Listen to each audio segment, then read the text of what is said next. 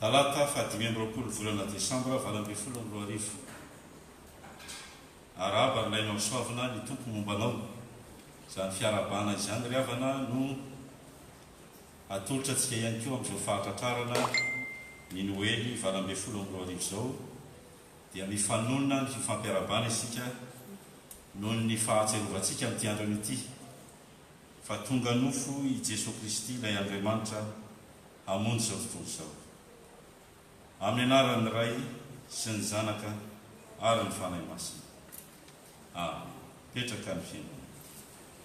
Ny antoko-pira manaritra ny hira ny havana ho fankalazantsika sady izany noely izany.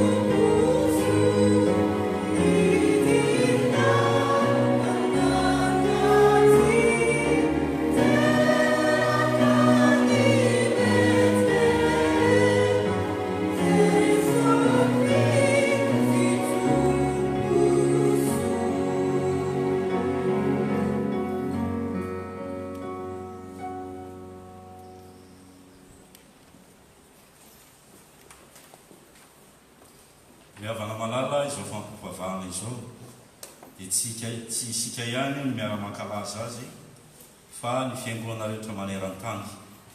Kanefa misy koa iray namantsika izay manaraka amin'ny alalan'ny Facebook ka dia mandeha en direct izany ity fampivavahana ity mandra-pahavitany. Ho aminareo rehetra ny ry havana ny fahasoavana sy ny fiadanana avy amin'Andriamanitra raintsika sy Jesosy Kristy tombontsika. Eny no tiavin'Andriamanitra fatratra izao tontolo izao ka nomeny ny zanan'ilay tokana mba tsy ho very izay rehetra mino azy fa ho velonaina mandrakizay. Aok'izay ny tahotra fa vaovao mahafaly metiko anareo dia fifaliana lehibe ho an'ny vahoaka rehetra mpamonjy no teraka anareo anio an-tanànan'i Davida dia i Jesosy Kristy tompo. Amen. Ry havana malala iara idiran'Andriamanitra isika amin'ny fanomanantsika am-pelantanana sahady ny salamo. Salamo fahavalo amby 20 ny andininy voalohany ka hatramin'ny fahatelo vakin'ny mpitarika ary ny andininy faefatra hatramin'ny andininy fahenina kosa hovakitsika fiangonana. Salamo fahavalamy sivifolo andiny voalohany ka hatramin'ny fahatelo vakiny pitarika ary andiny faefatra ka hatramin'ny fahenina vakitsika fiangonana. Iara hitsangana isika hideran'Andriamanitra. Mihirafo hiram-baovao an Jehova fa efa nanao fahagagana izy. Ny tanany ankavanana sy ny sandriny masina no nahavitany famonjeny. Jehova efa nampahafantatra ny famonjeny teo mason'ny jentilisany nanehoan'ny fahamarinana. Efa nahatsiaro ny famoram-pony sy ny fahamarinany tamin'ny taranak'Israely izy. Efa nahita ny famonjen'Andriamantsika ny vazatany rehetra.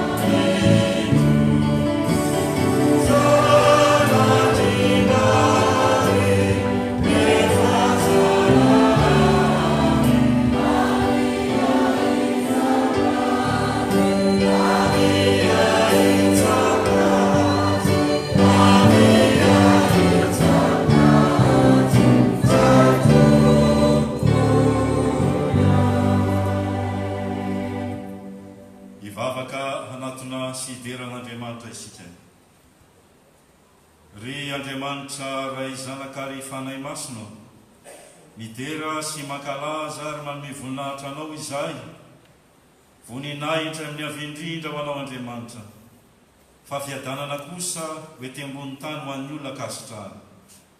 Izany tompo ny fankalazana sy entiny hanomezam-boninahitra anao amin'ity andro ny Noely izay atserovan'izao tontolo izao, ny nidinanao tety ambony tany ho tonga nofo tao amin'ny Jesosy Kristy ilay zanak'Andriamanitra, tonga monjy izao tontolo izao. Misaotra anao izay tompo, fa velona natrapa-monjena ary nitao aminao tamin'ny alalany fanahy masina, tonga eto amin'izao fampivavahana iombonana izao. Miara-miombona amin'izao tontolo izao izahay, mahatsiaro izany andro sarobidy izany, kanefa ihany koa manantena fa handray fahasoavana amin'ny alalan'izao fampivavahana izao, koa ny fahatongavana eto any, andraisana hery ary indrindra ahatongana ianaiky fa ianao Jesosy no zanak'Andriamanitra, ary dia ho tonga zanak'Andriamanitra ny amin'ny finoananao koa izahay. Mino izay tompo, fa dia hanatrika anay amin'ny alalan'izao fanompona masina izao ianao, koa ny fanahinao any ameno anay tsiraray avy. Misy ireo namanay tsy mba afaka ny antony maro samihafa, misy ny tsy salama, ao ny manana olana, ao izay tsy afaka ny antony maro samihafa, mba hampimizara ny fahasoavanao, ka ho feno ny fifalianao amin'ity andro an'ity. Amin'ny anaran'i Jesosy Kristy Tompo sy Mpamonjy anay no hanononanay izany vavaka izany. Amen. Petraka ny fiangonana. Amen.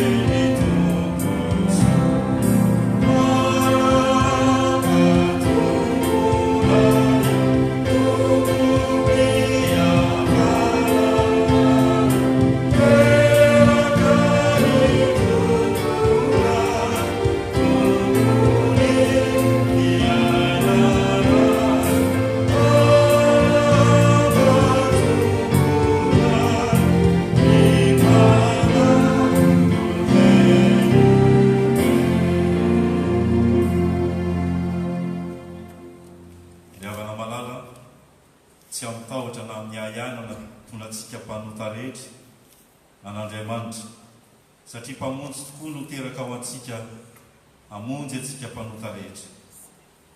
Ry havana malala faraparana ny taona amin'izao krismasy zao manao jerikina sy jeritotika any amin'ny fiainam-panahy sy ny fiainam-panompona isika. Fotoana izao ry havana hanavoazantsika ny fanoratena ary ialana amin'ny ratsy fanao ka mba ho toetra vaovao sy fanahy vaovao no entsika manitsaka indray ny taona vaovao avy. Andesa mivavaka mandrina hiaiky ny fahotantsika ao anatrehany tompo isika. Mivavaka isika.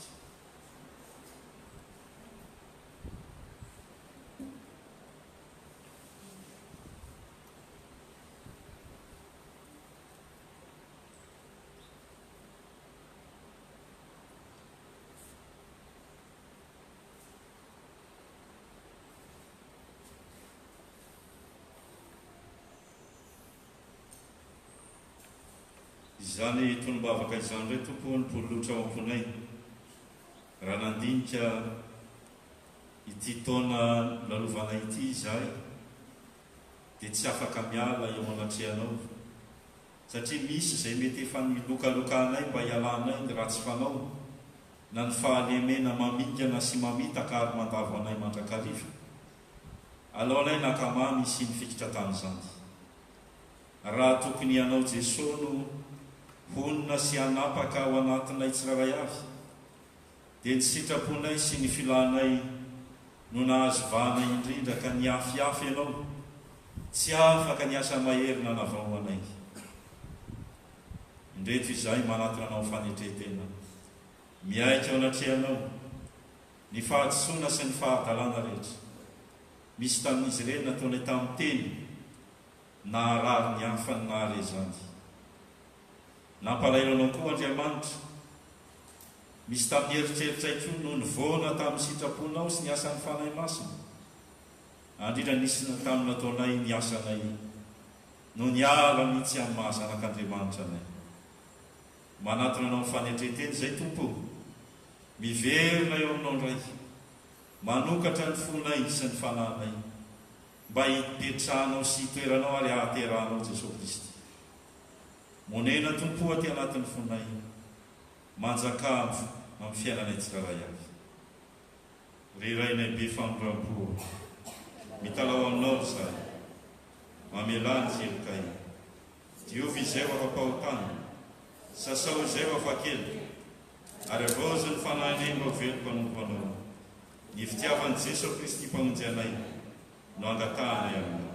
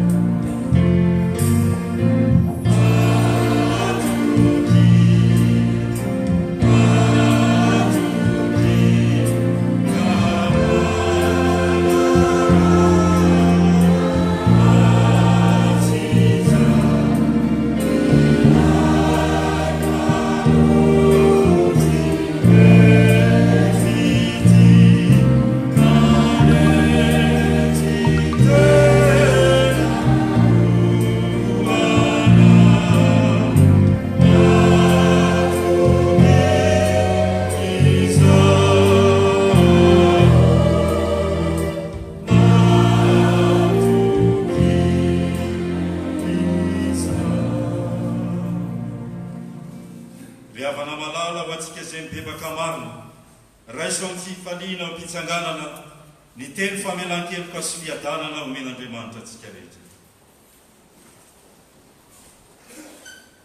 Fa hoy ny Tompo amin'ny alalan'ny soratra masina, ny vahoaka mandeha amin'ny aizina dia hita fahazavana lehibe, ary ny olona mipetraka ao amin'ny tany izay tandidoniny ny fahafatesana dia hipisahan'ny hazavana, satria misy zaza teraka ao antsika, zazalahy no menantsika, enantsoro ny mari-piandrianana, ary anaram-bonina ny dia atao hoe mpitondra mahay, Andriamanitra mahery, ray mandrakizay, andriana mitondra ny fiadanana.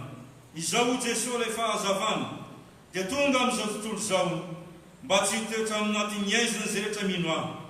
Raha misy mandre ny teny koa ka tsy mitandrina ireny dia tsy manameloka azy aho, satria tsy hanameloka izao tontolo izao no nahatongavako, fa hamonjy an'izao tontolo izao. Voavela ny elokareo noho ny anaran'ny masina. Haleluia, mideran'Andriamanitra. Fa toy izao no nitiavan'Andriamanitra izao tontolo izao, nomeny ny zanany tokana, mba tsy ho very izay rehetra mino azy, fa hanana fiainana mandrakizay.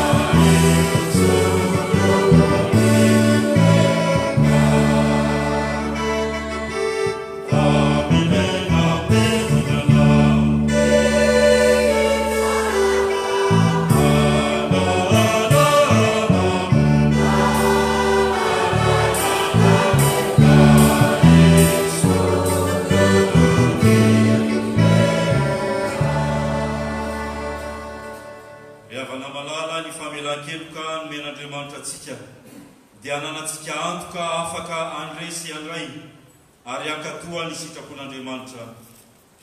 Fa oa Jesosy Kristy raha nampianatra nanao hoe sambatra izay miaika ao am-poa ho mantra fa azy ny fanjakan'ny lanitra, sambatra izay mitomany fa izy no ampionon'Andriamanitra, sambatra izay malemy falahy fa izy no andovan'ny tany nampanantenan'Andriamanitra, sambatra izay maniry mafy anao ny marina no sy hitan'Andriamanitra fa izy no men'Andriamanitra fahafampo, sambatra izay mamindra fo fa izy no manandran'Andriamanitra foa, sambatra izay mahitsy fo fa izy no ahitan'Andriamanitra, sambatra izay mpampiavana fa izy no antsoin'Andriamanitra hoe zanany, sambatra izay enjena no izy manao ny marina no sy hitan'Andriamanitra fa azy ny fanjakan'ny lanitra.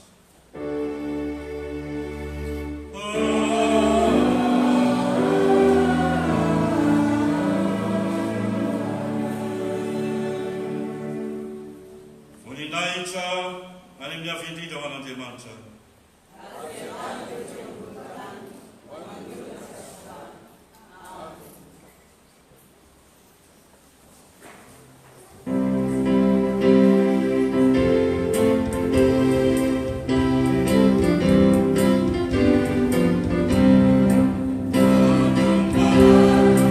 Zai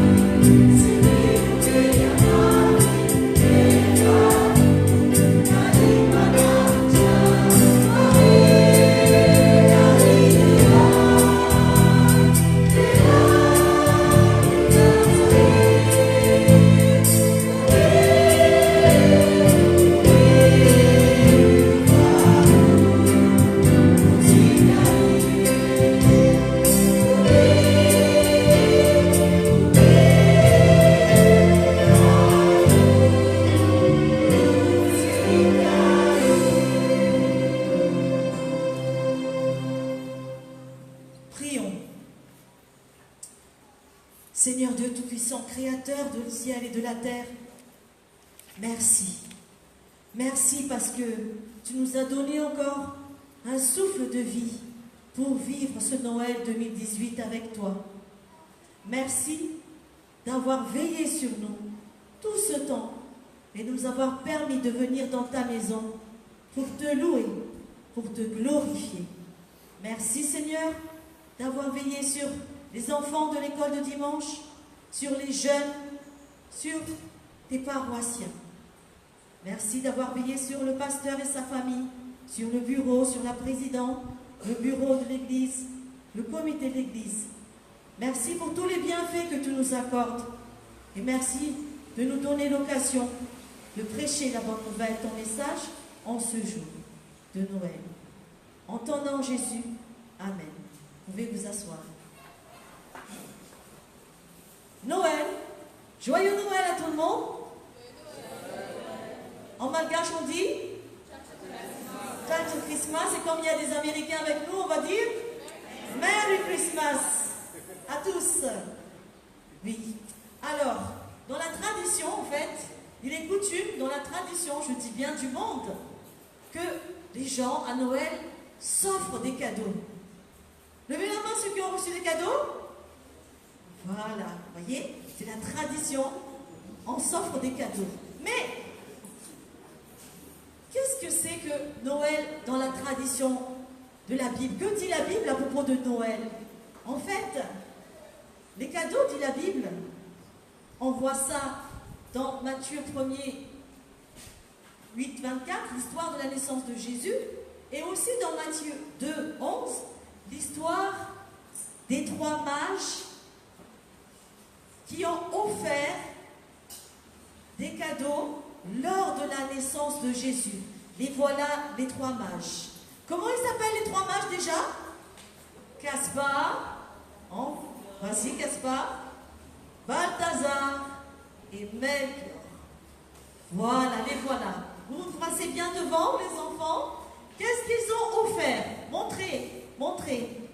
Ils ont offert à Jésus de l'or, de l'encens et de la myrrhe. La myrrhe, en fait, c'est comme un parfum qui coûte très cher. Voilà. Ils ont offert, en fait, quelque chose qui avait beaucoup de valeur à Jésus. Voilà. Vous pouvez déposer vos offrandes à Jésus, les rois mages. Allez-y. Voilà. Merci, Gaspard. Merci, Balthazar. Merci, Melchior. Vous pouvez rester là pour voir un peu. Ils sont venus de loin, les rois mages. Ils ont suivi dans l'histoire l'étoile de David pour venir apporter leur présent qui coûte vraiment très cher. De l'or, de l'encens et de la myrrhe. Je vais vous raconter une histoire maintenant. Dans le lycée, dans ma profession, eh bien, il y a un jeune homme, en fait, qui ne veut pas travailler. À chaque fois qu'il vient au cours, il n'amène pas ni ses cahiers, ni son livre. Et je demande, mais pourquoi tu n'amènes pas? Il a dit, j'ai pas envie. Mais parce que mes parents m'obligent à venir. Je dis, ah, c'est bizarre. Et puis après, je lui dis, mais quand même, il faut quand même savoir des choses. C'est pour ça que quand on voit à l'école, c'est pas pour te punir, mais pour que tu saches parler anglais, espagnol, vous compter, etc. Et puis après, une fois, il a amené son cahier. Et puis je lui demande, on prend le cours, tout le monde prend le cours, sauf lui. Et je lui demande après, mais pourquoi tu ne prends pas les cours? Il dit, ça m'embête, je suis fatigué de prendre des cours. Et pourtant, il a toujours des mauvaises notes. Vraiment, dans toutes les matières, il a de mauvaises notes. Alors je lui dis, mais dis-moi, c'est pas possible. À la fin, je dis, donne-moi ton carnet de liaison. Il me dit, pourquoi faire? Je veux pas que tu écrives à mes parents. Je dis, il faut quand même que je parle à tes parents, parce que tu veux pas travailler, tu veux pas écrire. Et il me dit, non, j'ai pas envie, j'ai pas envie. Alors moi, je dis, mais si c'est comme ça, je vais convoquer tes parents. Je convoque les parents avec lui. Et là, bien sûr, auparavant, il a dit à ses parents, et tu sais, cette prof-là m'énerve, hein, toujours après moi, dans le cahier, fais tes devoirs, écris et tout ça. Et alors, il a dit à ses parents, trop fort, la prof-là, je l'aime pas et tout ça. Et alors, quand les parents sont venus, alors je lui ai expliqué, les parents ont compris, ce sont des gens qui sont pratiquants, les musulmans, mais pratiquants. Ils ont compris. Et alors, ils disaient, c'est pourtant bien. Et alors, dernièrement, avant que l'on se quitte, avant les vacances, et vous savez ce qui s'est passé? Devant toute la classe, il s'est levé, je dis, qu'est-ce qu'il va encore me dire, lui? Alors, il s'est levé, et il m'a dit, devant tout le monde, ah, la prof qui veut mon bien, eh ben, il m'a donné un cadeau. J'étais étonnée. Voilà le cadeau. Un bracelet, vous voyez, qui brille. Et ça m'a touchée. Je me suis dit, j'étais tout le temps après lui. Vraiment, il fait ceci, c'est vrai, il fait cela. Il aurait dû me haïr, me détester. Et puis, finalement, il a changé. Il a compris, en fait, que c'était vraiment pour son bien. Et en plus, il a donné un cadeau. Donc, c'est pour dire que les cadeaux, c'est vrai, on en veut. Moi, je veux un cadeau, 2 cadeaux, 3 cadeaux. Mais il faut aussi penser à donner aux autres. Parce que quelque part, on sait que les personnes à qui on offre ce cadeau nous a fait du bien. Et ça, c'est une très bonne chose. Mais, voyons voir. Dans la Bible, nous pouvons aussi réfléchir à ce qu'a dit le pasteur dernièrement, ce que veut dire le mot Christmas. Christmas, c'est avoir Jésus. Et comment nous pouvons faire plaisir à Jésus? Parce que c'est vrai, il est venu d'un paradis pour venir sur terre où il y a, on peut dire, que des problèmes. Que des problèmes. Et là, il est venu sur terre.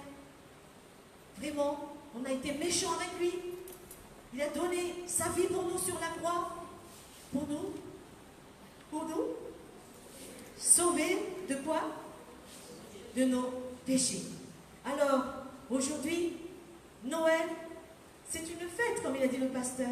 C'est une fête parce que même Jean-Baptiste, quand il était dans le ventre d'Élisabeth, sa mère, quand il a vu Jésus qui était encore dans le ventre de sa mère, Marie, il était tout heureux. Et nous aussi, nous allons montrer que nous sommes heureux. Et comment est-ce qu'on peut montrer à Jésus que nous sommes heureux? Nous avons déjà fait, avant-hier, un concert de Noël. C'était merveilleux. On a chanté pour Jésus de toute notre voix. À la répétition générale, c'était le chaos. Mais c'était incroyable ce jour-là. On a chanté de tout notre cœur, de toute notre joie. En allant en répétition, on a donné le meilleur de notre voix. En étant tous beaux, on était tous beaux. On chantait merveilleusement bien. N'est-ce pas, monsieur le président de la chorale? Il hoche la tête. Nous pouvons aujourd'hui alors demain et les autres jours, pensez aussi à faire plaisir à Jésus. Pensez simplement à lui aujourd'hui. Fermons les yeux, s'il vous plaît. Fermons les yeux et pensons à Jésus. Car je suis sûre que cela va lui faire tellement plaisir de dire « Oh, les enfants de l'école de dimanche, ils pensent à moi. Les jeunes de l'école de dimanche, ils pensent à moi. Et toute la paroisse, le pasteur, le bureau, le comité, pense à Jésus. Ça va lui faire tellement plaisir. » Nous pouvons aussi, on peut ouvrir les yeux. Nous pouvons aussi aujourd'hui, demain et les autres jours, parler de Jésus aux autres enfants en disant, tu sais que Jésus, il est trop fort, il est toujours avec nous et on ne craint rien.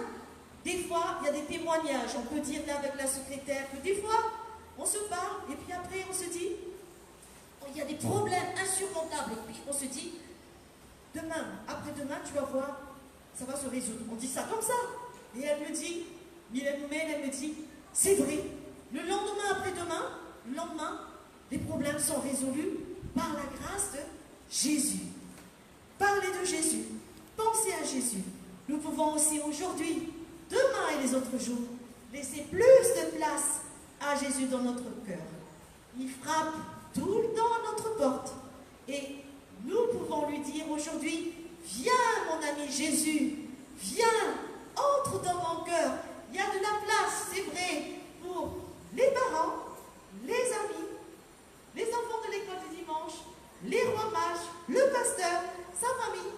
Mais nous pouvons laisser une très grande place à Jésus dans notre cœur et nous pouvons lui dire, viens mon ami Jésus, viens, entre dans mon cœur car il y a de la place pour toi. Vous pouvez vous lever s'il vous plaît pour prier.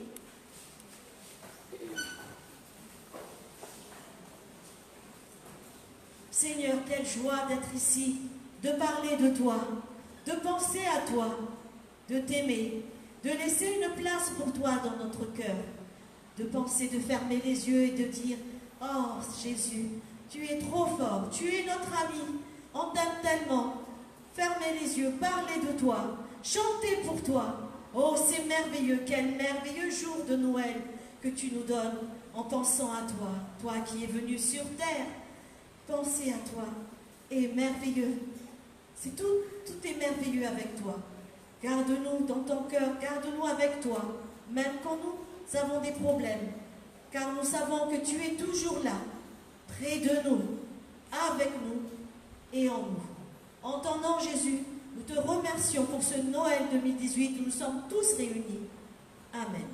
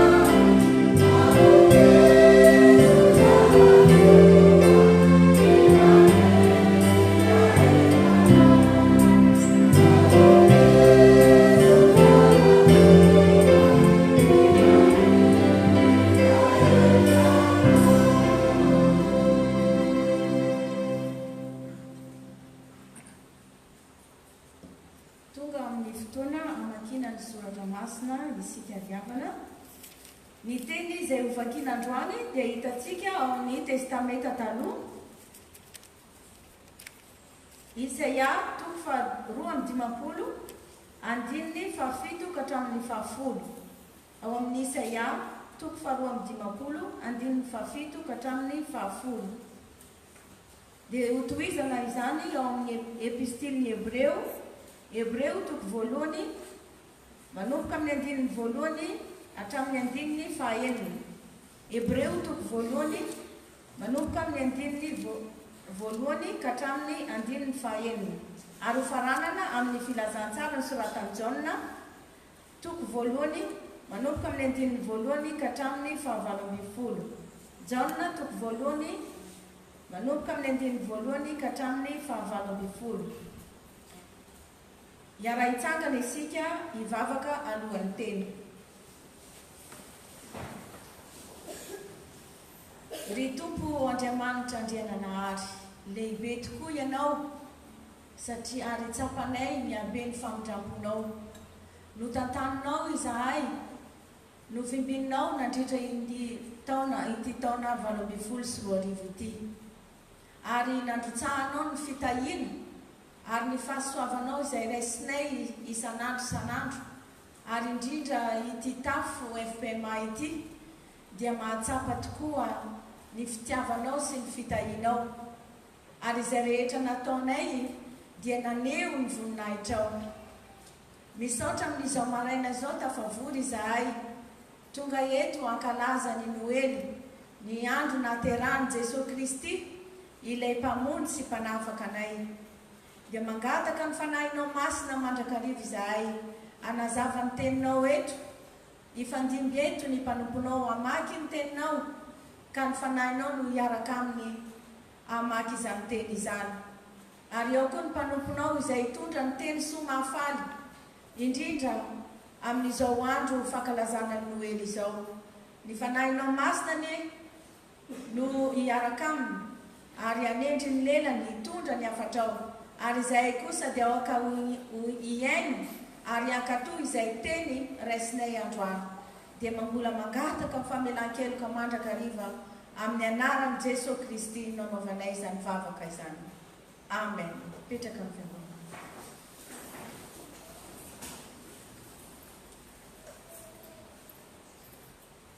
Amin'ny anaran'i Jesosy. Akory ny hatsaran'ny tongotry ry mitondra teny soa mahafaly ery an-tendrombohitra sady mitory fiadanana, dia izay mitondra teny soa mahafaly sady mitory famonjena. Eny izay manao amin'ziona hoe mpanjaka Andriamanitrao. Injany ny feon'ny mpitilinao, manandratra ny feony izy ka miara-mioby.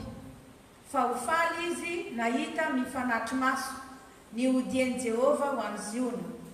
Velomy ny oby ry fitoeran-drava any Jerosalema, fa Jehova efa nampionina ny olona sady efa nanavitra ny Jerosalema. Jehova efa nampiseho ny sandry ny masina teo imaso ny firenena rehetra, ary ny farany tany rehetra ahita ny famonjena Andriamanitsika. Rehefa nampitenen'Andriamanitra tamin'ny razana fahiny ny mpaminany tamin'ny andro samihafa sy ny fanao samihafa, dia amin'izao andro farany izao kosa no nampitenenany tamintsika ny zanany izay voatendry ny hompandova ny zavatra rehetra. Izy no nahariana izao tontolo izao. Izy koa ny famirapirata ny voninahiny sy ny endriky ny tenany, indrindra ary miazona ny zavatra rehetra amin'ny herin'ny tenany. Ary rehefa nanao fanadiovana anafaka ny fahotany izy, dia nipetraka teo amin'ny tanana ankavanany lehibe any amin'ny avo, ka natao tsara noho ny anjely, araka ny nandovany anarana tsara noho ireny. Fa anjely iza no mba nilazany hoe zanako ianao, izaho niteraka anao androany, ary koa izaho ny rainy ary izy ho zanako. Ary raha mitondra ny lamatoa amin'izao fiainana izao indray, dia hoy izy, ary aoka ny anjelin'Andriamanitra rehetra hiankohoka eo anoloany. Amen. Amen.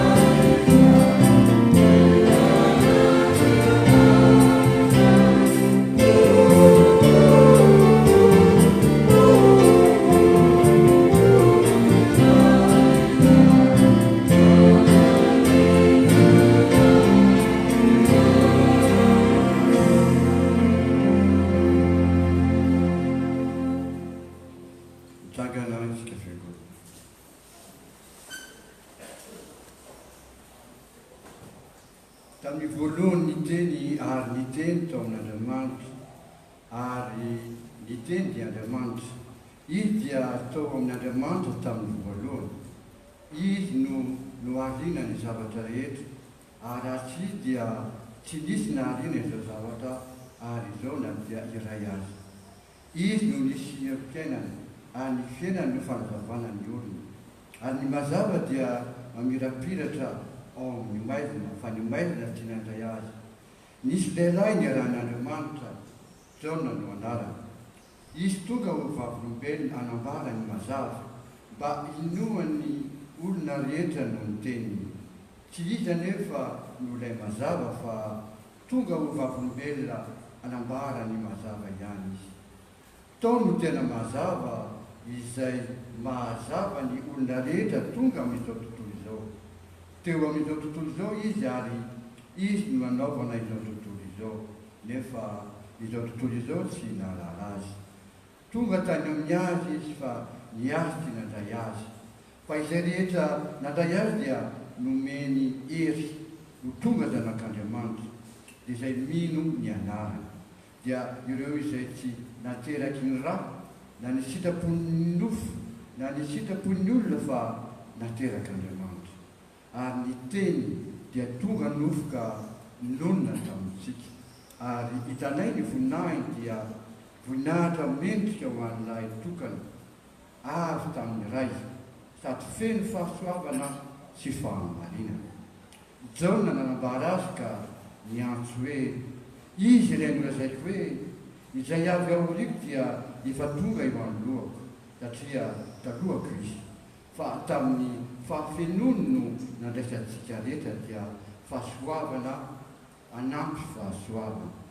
Fa ny lalàna dia nomena tamin'ny alalany Mosesy, fa ny fahasoavana sy ny fahamarena kosa dia tonga tamin'ny Jesosy Kristy.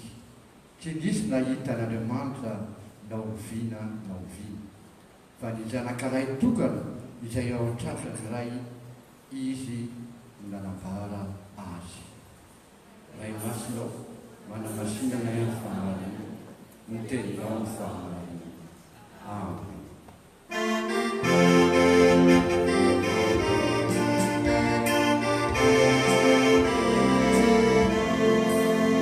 Hitantsika ao anatin'ny fandarana ravana ny fanekem-ponoana imbolatsika. Ny programme ampelantanantsika dia programme nasionaly avy amin'ny Fobe, ka hitantsika ao amin'ny programme ny fanekem-ponoana imbolatsika ankehitriny. Imbolatsika ny anarany tompo. Mideranao izay Andriamanitro, manaiky anao ho tompo izahay, ny tany rehetra dia mitsaoka anao, ray ny mandrakizay. Mideranao ny anjely rehetra, lanitra sy ny mahery rehetra ao aminy. Mideranao lalandava ny kerobima sy ny serafima manao hoe, masina, masina, Andriamanitra tompony maro, manerana ny lanitra sy ny tany ny fiandrianany voninahitra ao. Mideranao ny apôstôly rehetra, mideranao ny mpaminany rehetra, mideranao ny maritola rehetra, fiangonana eran'izao tontolo izao manaiky anao, ho ray manampiandrianana tsy hitafetra, sy ny zanaka lahy tokana be voninahitra, ary ny fanay masina fampionona ny fo. Ianao ny mpanjakany voninahitra ary Jesosy Kristy eo, ianao ny zanaky ny ray, zanany mandrakizay. Raha nanolo tena hamonjy ny olona ianao, dia tsy nilavinao ny ateraky ny Virjina.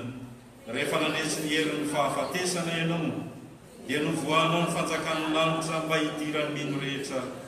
Mipetraka eo an-tananakavan'Andriamanitra ianao, ao amin'ny voninahitry ny rany. Mino izay fa ho avy ianao ho tsara anay, isanandro dia mankalaza anao izay, ary miompy ny anaranao izay mandrakizay. Amen.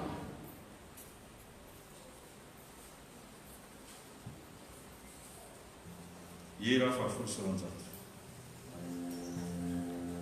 Yeah.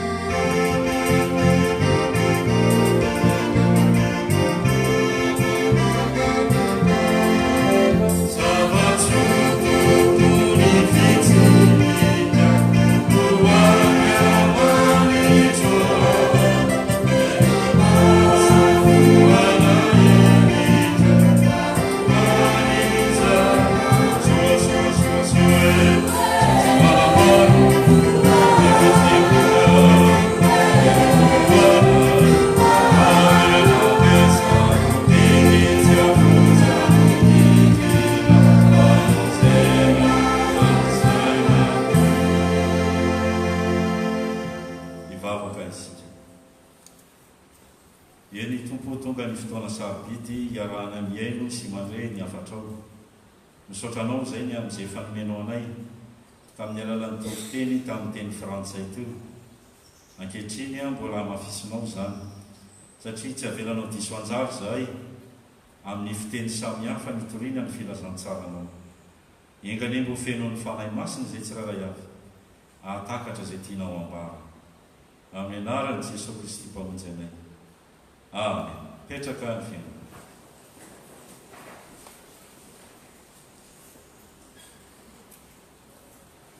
Mihavana malala ny tompo aminareo rehetra ny fahasoavana sy ny fiadanana avy amin'ilay ankehitriny sy taloha aroavy ary avy amin'i Jesosy Kristy zay vavolombelona marina lahy matoa amin'ny maty ary mpanjaka lehibe.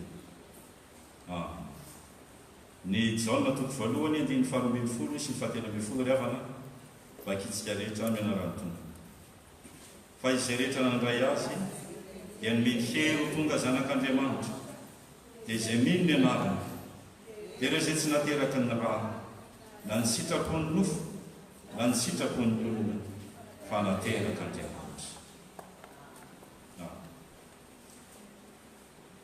Rehefa tonga ohatran'izao ny Noely na ny Krismasy ry havana re mandrakariva ny hoe na amin'ny dokam-barotra na amin'ny ainao manjery toy ny radio na televiziona ena dia fampiresahan'ny olona sy ny mpianakavy ihany azy hoe cadeau de Noël fanomezana Krismasy.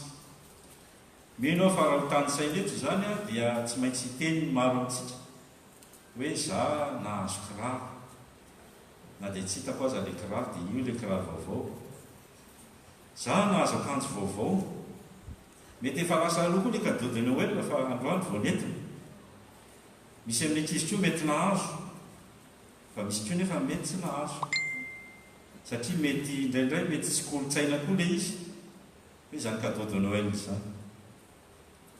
Ry havana malala mbola misy cadeau de Noël mihoatra noho zany men'Andriamanitra antsika androany. Zany cadeau de Noël zany dia tsy inona fa ilay teny tonga mofo. Dia mieritreritra ianao manao hoe teny ve dia ho cadeau satria zao ny fampiaraba zao tsika araba tratry ny Krismasy araba tratry ny Noely teny zany inona moa cadeau amin'izany. Dia eo mangasy azy fotsiny sasany tsy mba nahazo cadeau tsy mba nisy namome ny sasany mena fa zay tsy manana. Ry havana malala raha ny marina raha ny tokony ho marina dia isika ny tokony manome an'i Jesosy, isika ny tokony manolotra cadeau. Ajareo tsara le fihetsiky ny ankizy teo fa ampianarina azy isika hanolotra ho an'i Kristy, hanolotra ho an'ny tompo tamin'ny alalan'ireo maty ireo. Zany hoe raha misy tena cadeau dia isika ny manome ary isika ny manolotra zany. Fa raha manolotra koa isika dia ho an'ireo mahantra sy fadiranova tsy manakana koa zany hanomezana ny olona tiana sy ny mamy. Fa reny madinika io tompo sahiran'ireny ankizy madinika eny. Ry havana malala androany ary dia misy cadeau de Noël omen'Andriamanitra anao dia tsy iza fa izy Jesosy Kristy na Jesosy Kristy. Izany no fanomezana sarobidy omenantsika ry havana. Ahoana ny fomba hanomezana an'izany? Ahoana no hanomezana Andriamanitra an'izany? Le fahaterahan'i Jesosy rehefa tamin'ny taona firy zao efa 2018 raha ny fikajiana ny taona eo amin'ny fiainana zao tontolo zao zay efa niraisina dia hoe 20 taona zany Jesosy raha ny kadikadika olombelona. Inona tsy ho ny cadeau azo amin'izany fa ny cadeau men'Andriamanitra antsika ry havana dia ny famerenana ho fantatritsika sy hiaina itsika inoray fa ilay Jesosy Kristy io no fanomezana ka ilay teny manambara mahakasika azy io izay averina sy resahana ary toriana amintsika. Izany maneho ilay fanomezan'Andriamanitra izay sarobidy indrindra tsy ho anao ihany fa ho an'izao tontolo izao mihitsy no afaka mandray azy. izao tontolo zao zay tsy mendrika azo zany fanomezana zany kadoly zany akory ry havana malala fanomezana sarobidy no men'Andriamanitra atsika dia ilay zanan'ilay tokana tonga nofo teraka tamin'izany fotoana zany niara-nolona tamintsika ary mandraka ankehitriny dia mbola toriana izany teny tonga nofo zany ka nitory teny rehetra eninao dia tadio fa kado sy fanomezana men'Andriamanitra anao foana mba hatonga anao hifady. Manao anao moa ry havana ny fifalian'ny ankizy na mba mijerijery Facebook ianao dia misy an'ireny ankizy ireny anaovan'ny ray aman-dreny surprise tamiko sokafana anatin'ilay cadeau tonga dia iPhone X hoy zany fifalian'ny ankizy tsy zany vera ankizy fa manahoana ny fifalianao ankehitriny raha io no cadeau men'Andriamanitra anao Jesosy Kristy. Jesosy Kristy mieritreritra ny iPhone X masy dia iny voalohany dia X ny Jesosy Kristy mahasolo tsara ny iPhone X Jesosy Kristy fa io no tena fanomezan'Andriamanitra lehibe ho antsika raha tsy manan-kadao azy ianao rehefa mandray an' Jesosy le fanomezan'Andriamanitra sarobidy mihoatra lavitra tompoko zany fanomezan'Andriamanitra zany. Mba hitadiavanao azy tsara dia misy tantarana kely anankiray ty saika ataoko amin'ny teny frantsay fa efa betsaka ihany le nresana tamin'ny teny frantsay teo fa ho atika amin'ny teny malagasy izy zao le tantarana madama anankiray zay mivarotra voankazo, l'histoire d'une marchande de fruits. Dia io madame io rehefa tonga ny krismasy dia lasa izy mankany marché forain dia mivarotra voankazo aminy. Dia rehefa avy niambona kristiana tao amin'ny fiangonana anankiray dia lasa nisy ny etsena any hoe dia etsena tety an'ilay marché forain tao. Dia nahavariana fa rehefa nandalo tao amin'ilay mivarotra voankazo izy ilay kristiana anankiray dia nanome boky izy. Le boky nomeny dia tsy inona fa testamenta vaovao. Zany hoe rehefa nahare le toriteny ilay kristiana hoe isika tokony manolotra cadeau dia tonga saina le kristiana anankiray dia izy dia omeko olona anankiray ity testamenta vaovao ity zany ity boky kely ity. Rehefa nahita le mivarotra voankazo izy dia mena le mivarotra voankazo ilay testamenta vaovao. Dia nahavariana dia tonga dia nanomboka namaky le mivarotra voankazo faly be izy hoe mba misy manome cadeau de Noël dia hoe mba vakiny. Dia namaky tao izy namaky an'izy teo dia teo somena teo tonga ihany ny client dia mandray client izy dia mijanona kely dia toizandray ny famakina amin'ny testamenta vaovao. Afaka ora vitsivitsy nisy lehilahy anankiray tonga avy any lehilahy manan-kaja sy manan-karena dia vidy voankazo teo amin'ny ramatoa. Dia nahitany ramatoa namaky an'ilay testamenta vaovao izy dia izy le rangahy iny zany boky vakinao zany madama. Dia namany le madama manao hoe tenin'Andriamanitra. Dia indro naneso sy nanarabo ilay lehilahy manao hoe tenin'Andriamanitra, tenin'Andriamanitra. Iza koa milazanao fa tenin'Andriamanitra por foy ampo hoe ndre nampalahelo le madama tsy hitan'izay navaly teo izy aloha nitokodina teo dia mody nitoizany varotra mody inona ny ilainao raha misia ao dia fanakalo teo tampotampoka teo nahita hevitra tampoka ary zay le fitsilovan'ny fanamasina. Io izy ilay madama varotra namaly an'ilay rangahy zao hitanao moa ry masoandro ry masoandro io eno le rangahy por foy ampo aho fa masoandro io. dia ozy le rangahy ianao zany keo madama ohatra ny manany ihany ohatra ny manany ihany fa io masoandro io io zao no mampahazava antsika eto ary masoandro io a ilainy io amin'ny fahasalamana elevanga dokotera io masoandro io a raha tsisy an'io a tsy velona ohatran'izao tsika ary tsisy ninino eto ambonin'ny tany tsisy azo iaina fa maiziny eto tsika ay ve ozy le madama hitanao zany ny masoandro dia manazava ny masoandro dia mitondra fahasalamana izy ianao ny masoandro dia mitondra fiainana izany koa ny antony amakiko tsaratsaratra ity baiboly ity fa ity baiboly ity manazava ny fiainako ity tenin'Andriamanitra ity no mahazoko fiainana satria nanomboka namaky azy teto azy dia tsapako fa misy fiainana hoentiny izy mamelombelona sy mitondra aina fahasalamana ho azy miala moramony nga dokotera fa menatra satria nahazo ny valikafatra ny avana malama ka dodoneo elangeza be ny menan'le olona tahaka an'izany fa tonga dia voazo ny teny zaraina fa io ilay tenin'Andriamanitra ny vakiny sy ny ainan'io io ihany dia efa nyzarainy tamin'ny hafa nampieritseritsy fa ny zava-dehibe ry havana anatin'izany dia zao hoe rehefa voarainao ilay tenin'Andriamanitra tsy maintsy hiteraka fifaliana ho antsika ary zay le nambara teo hoe mpamonjo niteraka manareo amin'io an-tanana ny Davida dia Kristy tompo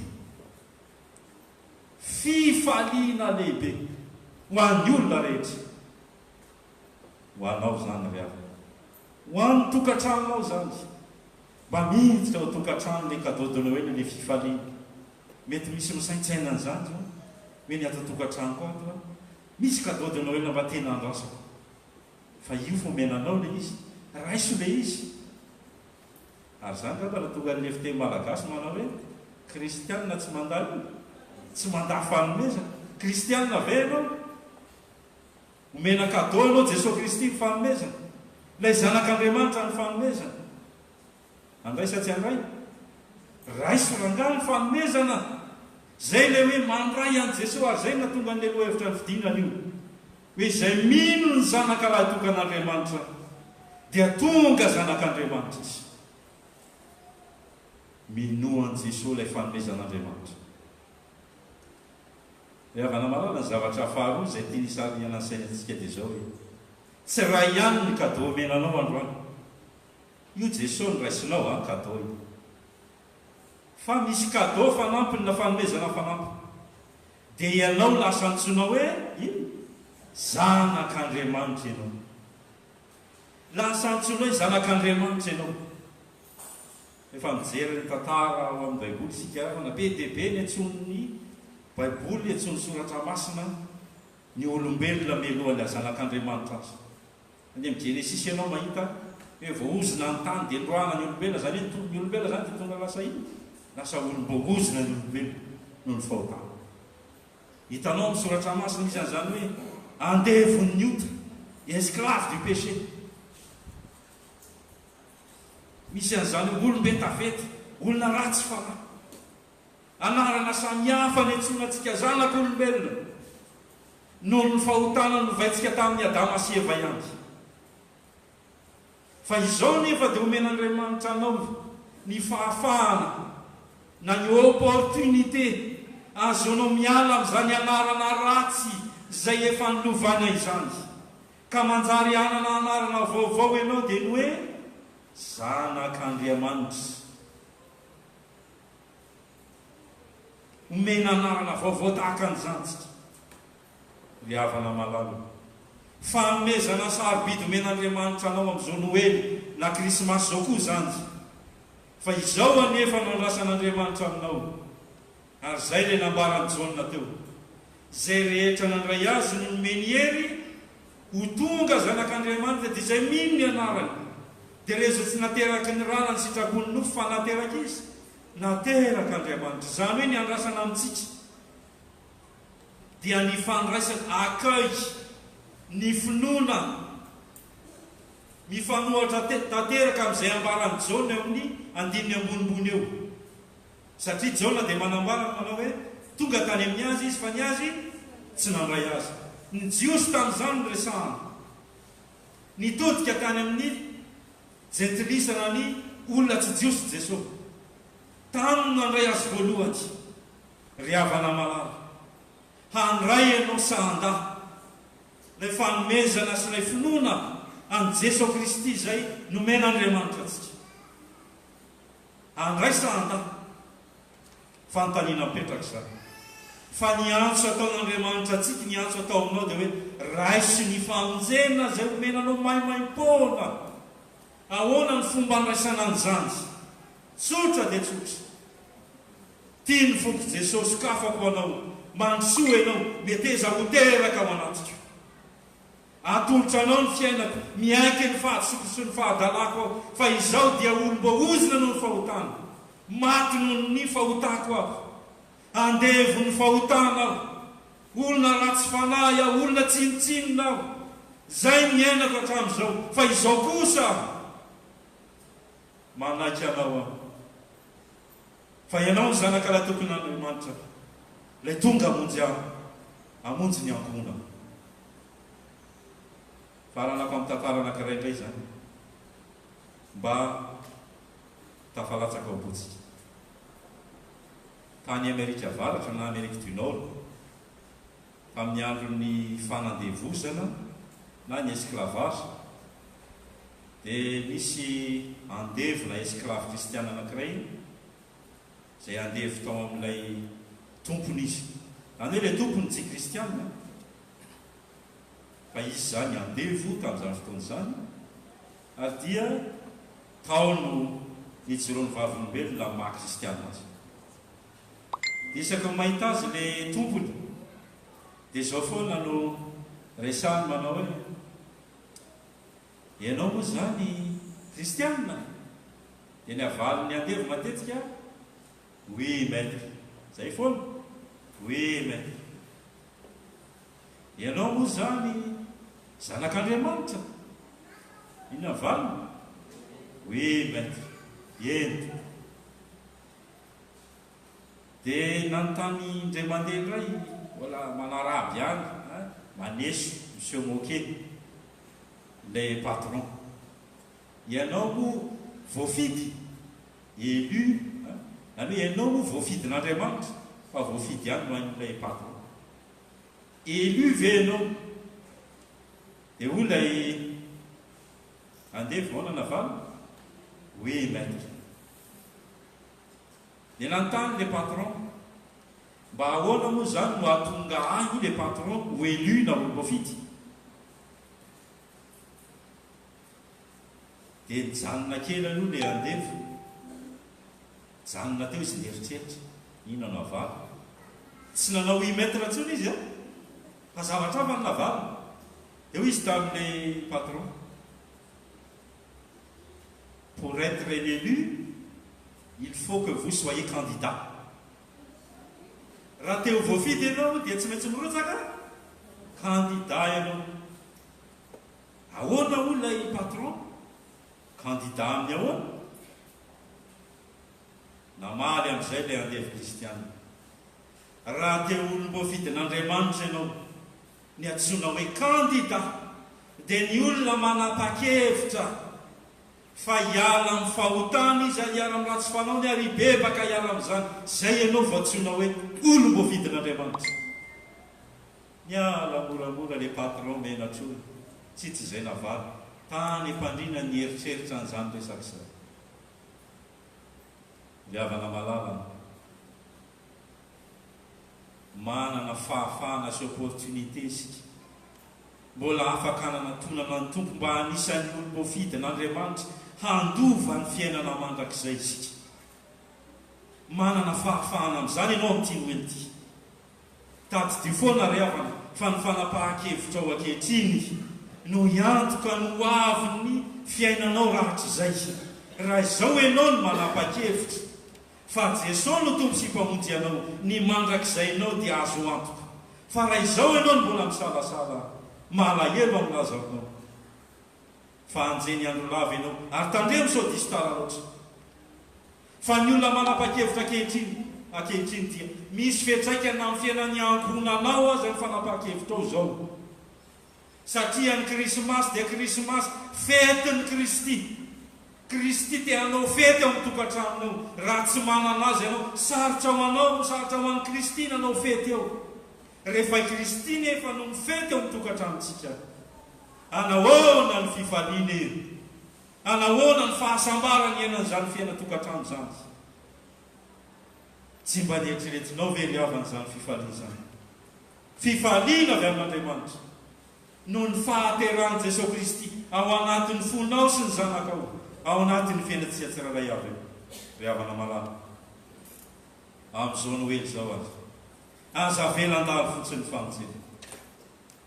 Manomboka amin'ity Noely ty ianao, hiditra ny 2019, miaraha amin'ny Jesosy Kristy, aza vela hiala amin'ny tantaranao intsony izy, fa izy te onona ao anatinao, te onona amin'ny fiaina-tokantranontsika.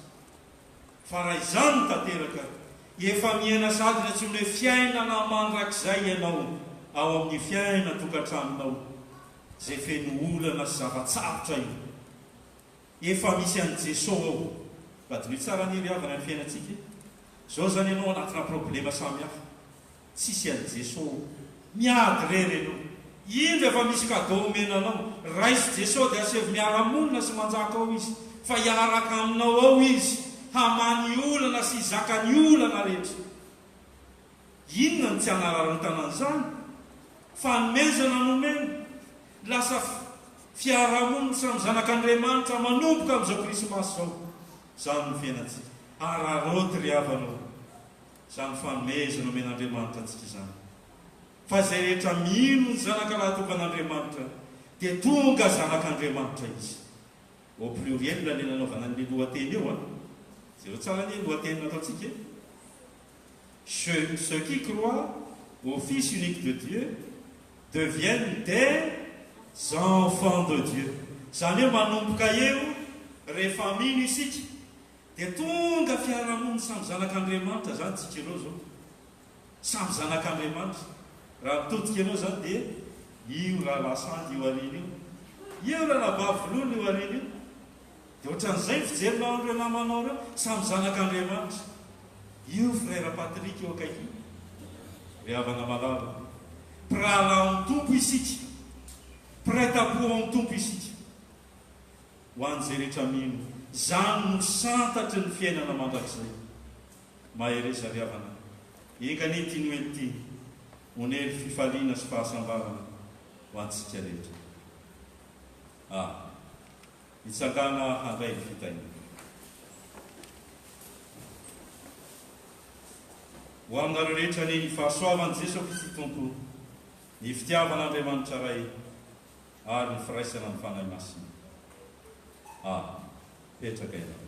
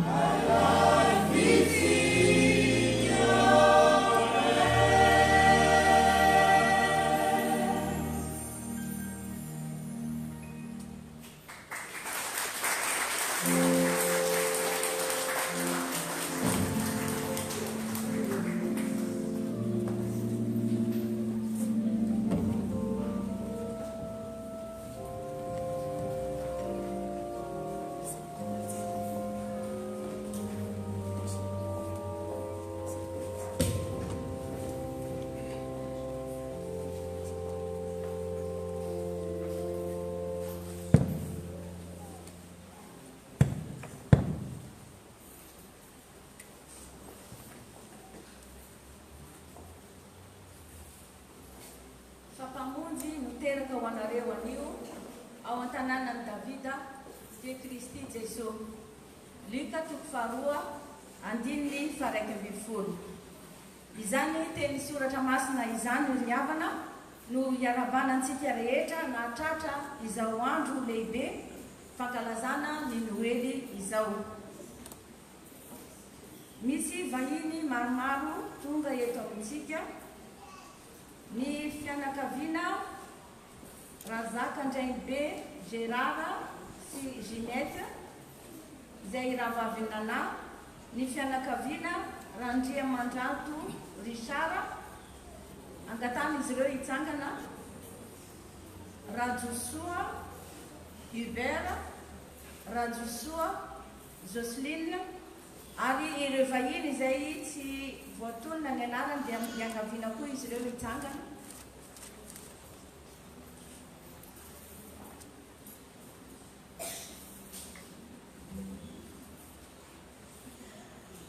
Izay eto amin'ny tafo FPMA. Izay eto amin'ny tafo FPMA dia faly miarahaba anareo ary mandray anareo amin'ny anaran'i Jesosy Kristy. Ny fiadanan'ny tompony eo aminareo mandrakariva.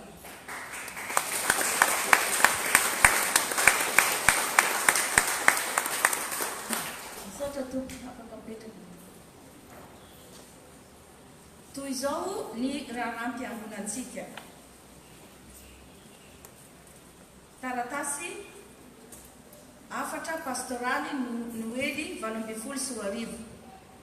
Ho an'ny mpitandrina mpandrindra, ny filoha sy ny komity ny faritany enina, ny filoha sy komity ny tafo 730, ny filoha sy ny fiara-mivavaka ho FPMA ary ny vahoaka kristianina rehetra ato amin'ny FPMA. Ry havana malala ho amin'ny tompo, ho aminareo rehetra ny fahasoavana sy ny fiadanana avy amin'Andriamanitra ray sy zanaka ary fanahy masina.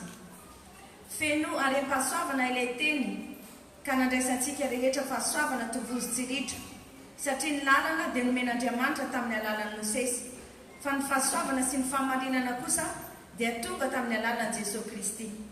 Tsy nisy nahita n'Andriamanitra na oviana, fa ny zanaka lahatokana izay Andriamanitra sy miompona tanteraka amin'ny ray no efa nanambara azy. Jaona 1:1 ka hatramin'ny 12. Izany ry havana no nambara ny tenin'Andriamanitra voalahatra ho antsika amin'izao Noely 2024 izao. Ity no afatra pastoraly farany alefako anareo amin'ny mahafilohan'ny FPMA ahy, mialohan'ny andehanako isotro ronono. Fifaliana sy fahasoavana ho antsika ny antson'Andriamanitra antsika niara-miasa tato amin'ny fiangonana FPMA. Ary zava-dehibe hatrany noho izany ny fianamavaka, ny atrena ny fitsapana samihafa sy nazahoana hery na ahafana ny asa. Hoy litera hoe mpisorona daholo isika rehetra, izany hoe mitovy ny fahefanana anantsika manoloana ny tenin'Andriamanitra sy ny sakramenta. Na dia tsy misy olona na mihitsy aza mahazo mampiatra izany fahefana izany raha tsy nahazo alalina tamin'ny fiangonana izy. Ny fahantrany fahalalantsika ny tenin'Andriamanitra fa indrindra ny tsy fetezana ivelona amin'izany no mahatonga fanemena sy fifampandaniana eo amin'ny samy kristianina ka hieverana fanolalana no mamahany olana rehetra. Fiarovantenany tsy mino ny lalàna fa Kristy irery ihany no mpamonjy sy mpanafaka atsika. Ny asan'ny fanahy masina no any mahatonga ny tenin'Andriamanitra ho fiainana andraisantsika ny Kristy sy hanompoana azy. Koa raha ny zanaka no afaka anareo dia ho afaka tokoa ianareo. Jaona 5:1-7. Tsy ny saina mampalalana fa ny fanambarany Kristy irery ihany no alalantsika marina n'Andriamanitra. Hoy Jesosy tamin'ireo mpivavaka jiosy nanohitra azy, izay avy amin'Andriamanitra no miaino ny tenin'Andriamanitra. Izany ny tsy iainonareo satria tsy avy amin'Andriamanitra ianareo. Izaho tsy ondranondranana fa manome haja ny raiko, fa ianareo kosa tsy manome haja ahy. Saingy izaho tsy mitady ny voninahitra, fa ao ilay mitady izany ho ahy sady ny tsara ara-drariny. Jaona 5:7 ka hatramin'ny 15. Mampianatra antsika ny etri-tena mandrakariva tokoa ny tompo, fa araka ny lazainy Jakoba hoe feno faniriana mirehdrehitra ny fanahy izay napetraka Andriamanitra ao anatintsika. Manome antsika fahasoavana lehibe lavitra nefa Andriamanitra, satria hoy ny soratra masina, toerin'Andriamanitra ny mpiavinavina fa omeny fahasoavana kosa ny manetry tena. Jakoba 4:5-5. Mirary Noely sambatra ho anareo ary miandrandra sahady ny taona vaovao 2024 izay antenaintsika hatsapantsika indray ny asan'Andriamanitra eo anodiny fiangonantsika izahay. Sitrano ny marary, atsangano ny ovelona ny maty, diovy ny marary hoditra, roay ny demonina. Nahazo maimaim-pona ianareo ka manomeza maimaim-pona. Matio 10:5. Mamangy sy manao veloma anareo amin'ny anaran'ilay tiantsika. Nosoratana teto Parivo IB FPMA 7 Desambra 2024 manao sonia Révérend Docteur Jean André Maroasina Ravaltera filohan'ny FPMA. Mbola misy taratasy anankiray avy amin'ny fatsanina. Ho an'ny mpitandrina, ho an'ny filoha sy ny komity ny tafo-5, ho an'ny vahoaka n'Andriamanitra eto amin'ny faritany Atsimo Andrevana. Ry kristianina havana, amin'ny fofeny fifaliana miara-banantsika rehetra amin'ny alalan'ilay mpamonjy tonga ho antsika amin'izao andro Noely 2024 izao. Tsy nisy na inona n'Andriamanitra na oviana, fa ny zanakalahy tokana izay Andriamanitra sy miombona tanteraka amin'ny ray nefa nanambara azy. Jaona toko voalohany andininy 7. Teraka ny tompo tonga nonona eto anivontsika mba ampahafantatra antsika n'Andriamanitra dia l'Andriamanitra marina mpamorona ny lanitra sy ny tany sy izay rehetra ao aminy. Izy no mamelona antsika sy manafaka ny fahotantsika rehetra raha mandray azy isika. Ny fifaliana sy fiadanana entin'izao andro Noely izao ampatsiahy antsika ny tena antony ahatongavany Mesia dia ny ampiavana antsika indray amin'Andriamanitra amin'ny fanadiovana ny fontsika mba ho tena tempolo ny fanahiny araka ny tenin'ny Paoly hoe ao amin'ny Kristy koa no arafitra miaraka aminay ianareo mba ho tonga trano fonenan'Andriamanitra no ny asany fanahy masina. Efesianina toko 2 andininy 12. Ny tompo koa anie no mbola hitantana ka samotratry ny taona 720 dia ho taona vaovao feno fahasoavana sy fiderana ho an'ny tsirairay ho isan'ny tafo sy ho an'ny faritantsika. Ho an'Andriamanitra irery ny voninahitra ho amintsika ny fiadanany amin'ny anaran'ny fatsanina ny mpitandrina mpandrindra Rakotondramanana Charles ny filoha Ramely Arson Tahiny. Ny vaovao eto an-toerana ny toe-bola toy izao ny rakitra tamin'ny alahady fa 13 Desambra. Rakitra 106,90 €. Rakitra ho an'ny sampana lehilahy kristianina 112,70 € izay mitotaly 219 €. Ny rakitra tamin'ny concert de Noël izay natao dia 191,64 €. Fankalazana ny Noely anio misy ny fandraisana ho asaina isika mpandray rehetra na vahiny iray latabatra ao amin'ny tompo. Misy valopy fanomezana magy izay ateritsika aty amin'ny altara ary ny ranom-pisaorana kosa tatazana eny an-toerana. Ny toerana ivavahana ny alahady 30 Desambra dia any Saint-Denis Immaculée Conception manomboka amin'ny 10 maraina. Manomboka amin'ny 7 sasany maraina. Taratasy avy amin'ny sampana sekoly alahady. Finaritra ao amin'ny tompo. Misaotra an'Andriamanitra isika fa tanteraka soamantsara ny mivarotra barkety sy ny konsera izay niarahana tamin'ny feno anjomara sy ny sampana rehetra. Mankasitraka indrindra ny ankizy tsirairay avy tamin'ny seho samihafa. Tena niezaka izy ireo tamin'ny fanomanana ka nanolotra ny anjara tandrify azy amin'ny asa misiona. Mankasitraka ny mpampianatra rehetra niara-nisa lahy tamin'ny fandroana sakafo, fividianana ny haingo isan-karazany sy ny tableau kely na seho. Ary indrindrandrindra maneho fankasitrahana anareo ray aman-dreny rehetra izay tena manohana ny sampana sekoly alahady tokoa tamin'ny alalan'ny vavaka, tamin'ny alalan'ny fitaovana ary ara-bola. Tsapanay izany, Andriamanitra ny fahasoavana tsy hitanany ny omba ny isan-tokantrano. Mirary fialan-tsasatra sy krismasy feno fifaliana ho anareo tsy ankanava. Ho an'Andriamanitra irery any ny voninahitra ny filohan'ny sampana kristianina Andrenasoa. Famangina ilazana isika fa ny vadiny Ramatoa Jones Julie dia marary ao amin'ny service neurologie chambre 812 CHD Belle-Pierre. Azontsika ataony mamangy azy ary mitrotro ambavaka izany avantsika izany isika. Ny famanginy fiangonana dia atao raha pitso alarobia amin'ny 10:00 Andray fitenenana eto ny filohan'ny tafo sy ny andray fitenenana eto ny filohan'ny tafo sy ny filohan'ny sampana antoko-pihira rehefa avy eo.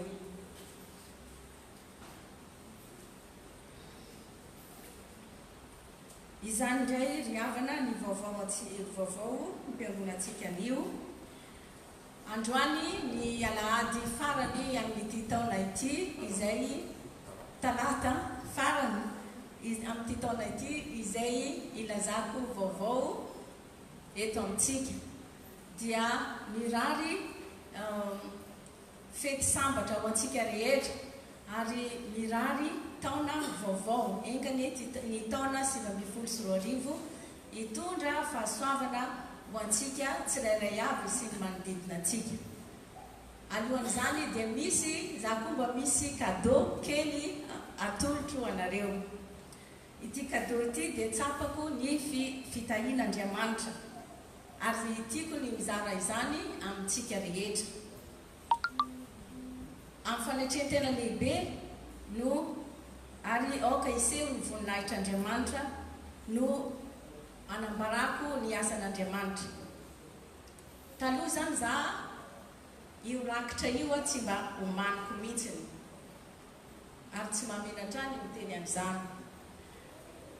Ary indraindray ana io marilo io indraindray efa eo an-tokotanim-piangonana dia miteny hoe marilo misy madinika ve. Dia tsapako fa na dia zany aza maro ny fitahiana sy ny fahasoavana omen'Andriamanitra dia mba nieritreritra koa ny tenako hoe ahoana moa izany hoe fanimpoko an'Andriamanitra sy ny fanatitra izay omeko an'Andriamanitra izany. Dia nanapa-kevitra zany za fa anomana ny rakitra manomboka amin'ny semaine ny alatsinainy satria sarotra be le mahazo madinika amin'ity tanàna ity. Dia nanomana rakitra foana zany za isaky ny manomboka amin'ny alatsinainy efa angoliko. Ny zandriko moa manana épicerie kely eo anilanay dia rehefa sabotsy hariva za dia miazakazaka ny aminy any izy efa manao compte iny dia iny za mandeha manao madinika any aminy. Dia indray mandeha tsy lasa za fa nisy tany nalehako dia tsy vitako ny nanao madinika. Io amin'izay fa alahady maraina. Dia za manko tsy tia mandeha mividy mofo rehefa alahady maraina fa be dia be ny zavatra atao.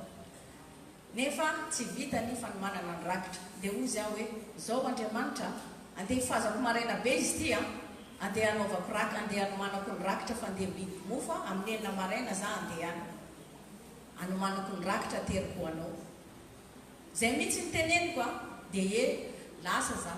Rehefa za miverina avy mividy mofo sy navita nanao madinika, iny za mandeha iny nahita 5 euro za miverina avy any.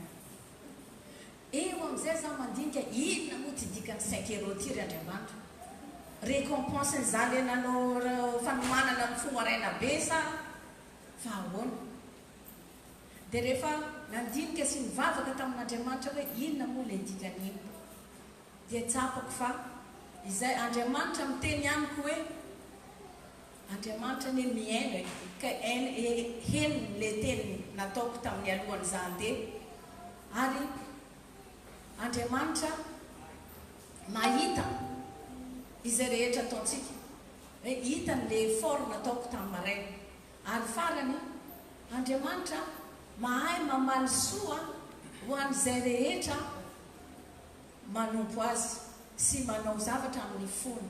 Izany ny teny azoko hoe fa tsy hoe 5 euro ve ny récompense Andriamanitra, tsy hoe izany akory fa fomba hitenenan'Andriamanitra amiko hoe za ny hainanao, za nahitanao ary za mahay mamaly soa izay rehetra ataonao.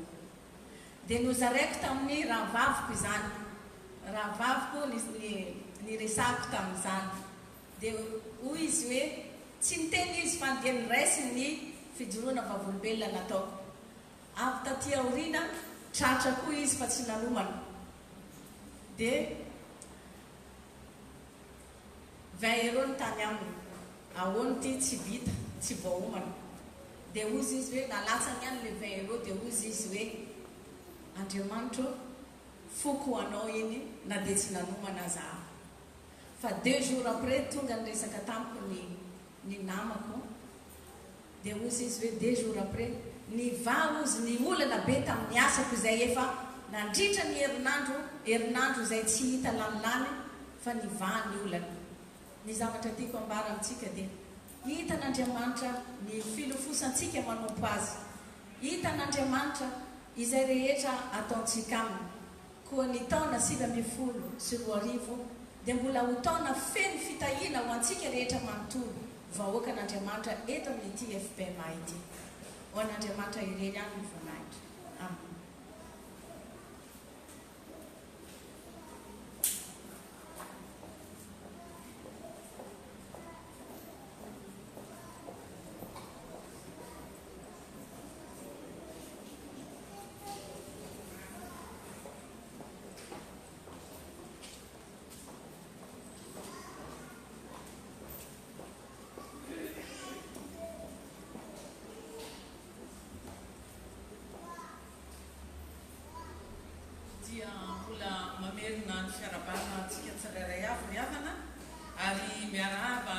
nareo vahiny rehetra izay tonga eto miara mankalaza amintsika izao andro lehibe dia ny fankalazana ny Noely izao. Rehefa malala ny tompo tonga indray ity ny fety Noely. Ny tompo mihitsy ny tonga miaraka monina amintsika, olona mitovy amintsika, iray petsapetsa amintsika, fitiavana tapitroatra izany ary fanetretena tonga lafatra satria tsy hita tsirina ny alalin'ny famindrapony amintsika. Ho antsika rehetra tsirairay tsy ankanavaka na tongavan'ilay misy ary na dia avypetraka Andriamanitra dia iva fijery araky ny fomba fitenintsika. Iva fijery satria mijery sy miaro manampy ny mahantra, ny kamoty, ny marary, ny sahirana. Koa mifalia ary amin'izany fitiavana izany isika hamola nahatratra izao Noely 2024 izao. Satria men'olonandro isika mbola afaka mankalaza izany eto amin'ity tempolomasina ity. Fa ny fahatongavan'ny Mesia diavana dia monjy antsika ka hampanaiky ny tsirairay ho sahiatrika ny fiainana marina mba hanafoana ireo aretina mikika atsika sy ny fiarahamonina misy atsika. Fa Noely koa manko ny Noely dia midika ho famerenan'Andriamanitra amin'ny laony ny tena mahaolona antsika. Ka io zaza teraka ohatran'omby io no tena olombelona ho tafiantsika, ho tafitsika.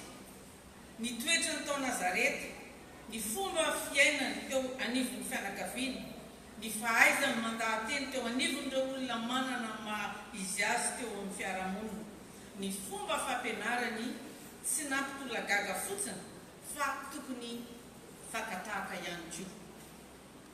Ary indrindra ny fanekenany ainany teo anatrehan'ny sitrapon'Andriamanitra ray izay naniraka azy.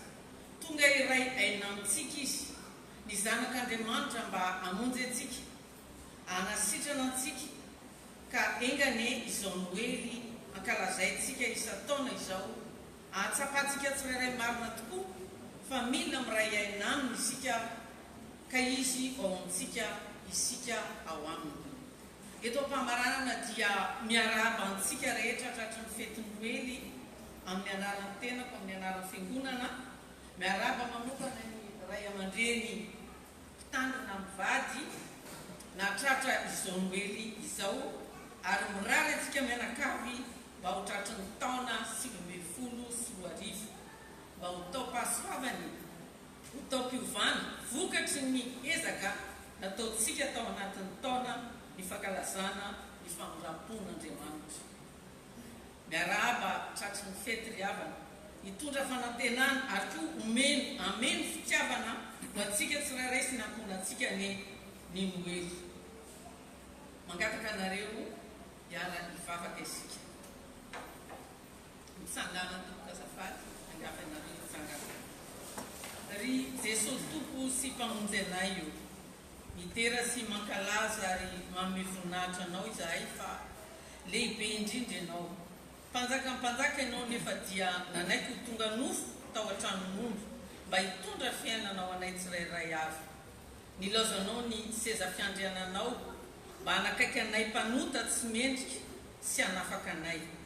Aterinay aminao ny sotra fa Andriamanitra be fitiavana ianao, Andriamanitra be famindrapoko, aoka ny ramoso tompo izay latsaka tao Kalvari, andrakotra sy anaisotra ny toetra ratsinay rehetra, na hitamaso izany na tsy hitamaso.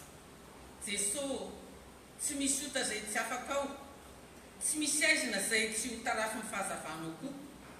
Sasao izay afa-pahotana, diovy ny sainay rehetra amin'izay mangeda sy mamatotra anay, sitrano amin'ny aretinay rehetra ka sitrano amin'ny aretinao rehetra izay hitanao fa mampalahelo ny fanainao. Mba ho Noely mitondra fanomezana sarobido anay ianao ka fo madio sy vaovao, manaiky mampandroso sy mampiatrano anao, indray no raisinay am-pifaliana avy aminao. Misaotra tompo. Amen. Ho an'Andriamanitra reo ny voninahitra, petraky tsika riavana. Manaroroatra riavana, ny fisaorana fahataterahany concert de Noël izay nataon'ny fiangonantsika nokarakaraina misaotra manokana ny tena kongotsy afaka manisy fahaseranana izay tsy nafako misaotra manokana ny tokopira ny feonanjomara misaotra manokana ny sampana sekolelady sy ireo sampana rehetra izay nandray anjara isaorana ihany koa ireo rehetra izay nandray anjaran'izany fahasoavan'ny tompony ho aminareo mandrakarivo zao moa ny tompona ndraikitra ao amin'ny sampana antokopira dia andray fitenenana.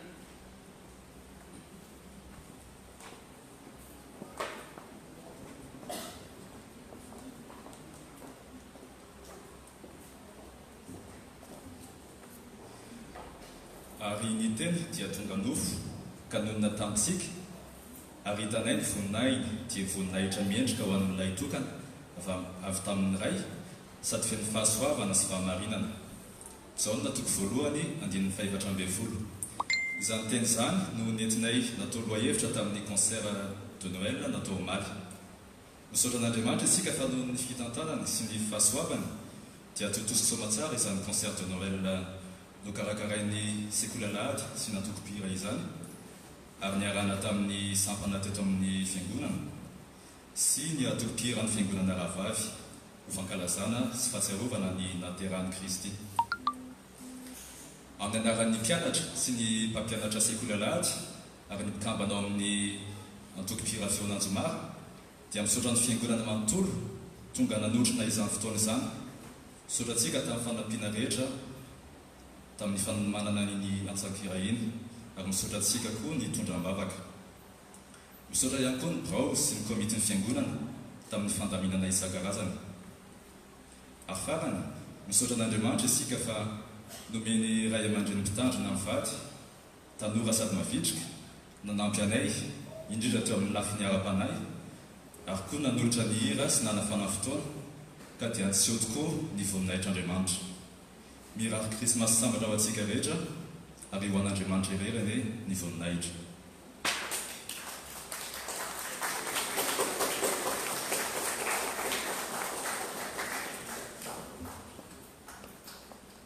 Nahatra ho Andriamanitra riavana amin'ny zavatra rehetra. Anao ny fotoana isika riavana ny fiarahantsika mandroso ety anoloana ny fanolonana ny fanatitra ny alalan'ny rakitra. Ao zany fanomezana maga amin'ny alalan'ny varopia dia natolotra antsika misy diakona hitarika antsika makety mihitsy zany diakona mandeha mialoha dia manaraka azy tsika araka izany. Ny hira fahafitokolo no ataontsika raha mbola tsy vita ny rakitra dia ny hira fahavalo amin'ny embolo. Tsara vao marakariva arak'izay fanentanana teo izay manome amin'ny fifaliana no ankasitrahana tena fotsy.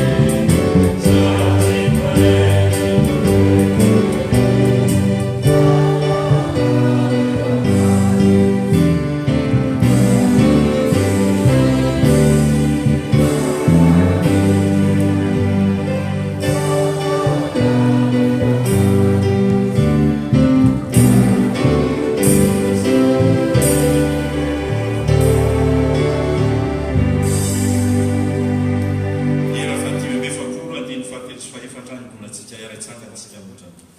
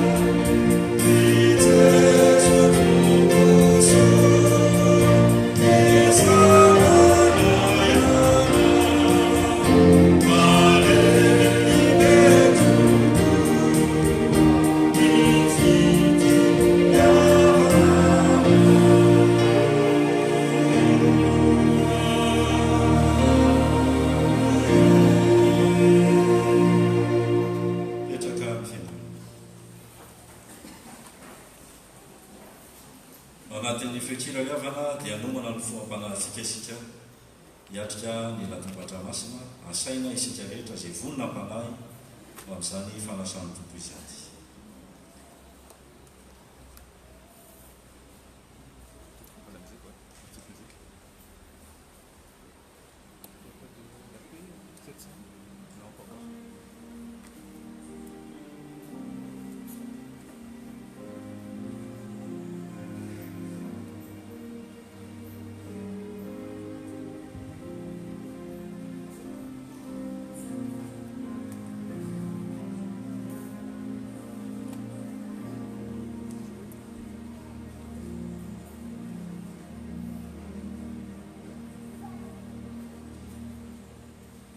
alohan'ny andraisantsika ny fanasan'ny tompo riavana ialana tsiny fa nisy lasaka kely le vahiny teo ao zany mama rarmalala rachel avy amin'ny Toulouse makatakana le tsangana teo iny mama Joël de fifaliana ao atsika no mandray azy mandala etondray izy tehaka azy de mankasitraka anao tompo ny tompo aneo ombanao sady mbola misy vahiny hafa afaka mitsangana tsy vatona tsisy tsony le havana malala andeha isika anomana ny foampanahtsika hiatrika izao fanasana masina zay Jesosy Kristy ny manasantsika ho aminareo rehetra ny fiadanany tompo andeha fampizara ny fiadana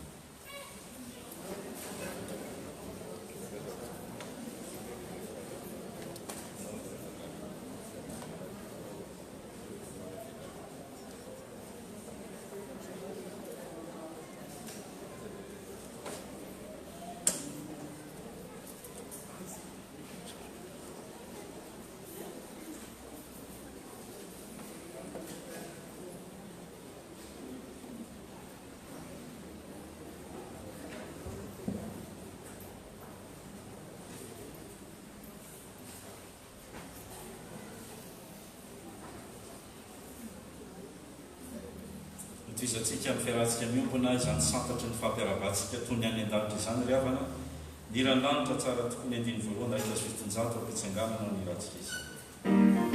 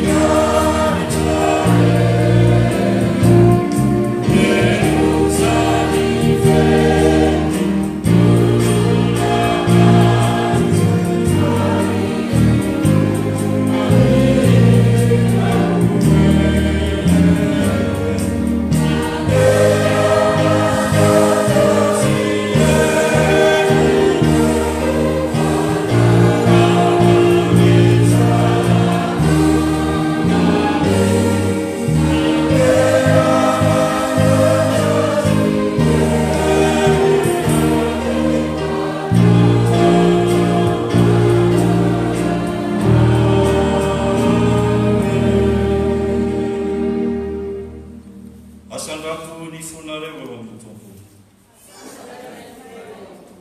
ampodirantsika ary ny tompo Andriamanitra mivavaka isika eny tokoa ray masin'Andriamanitra mandrakizay mahefany zavatra rehetra mety sy mahavonjy ny isaoranay ianao amin'ny fotoana rehetra sy amin'ny toerana rehetra amin'ny alalan'i Jesosy Kristy tomponay izay tianay sy nanolo tena monjy anay amin'ny alalan'ny koa ny deran'ny anjely ny fiandriananao sy tsao ny fanapahana rehetra anao mitahotra ary amin'ny fiangonana ny an-danitra sy ny tia-tany midera ny anaranao amin'ny fiompiana izay koa ankehitriny miara-mananatra ny feonay amin'izy ireo ka amin'ny fanajana lehibe no hideranay manao hoe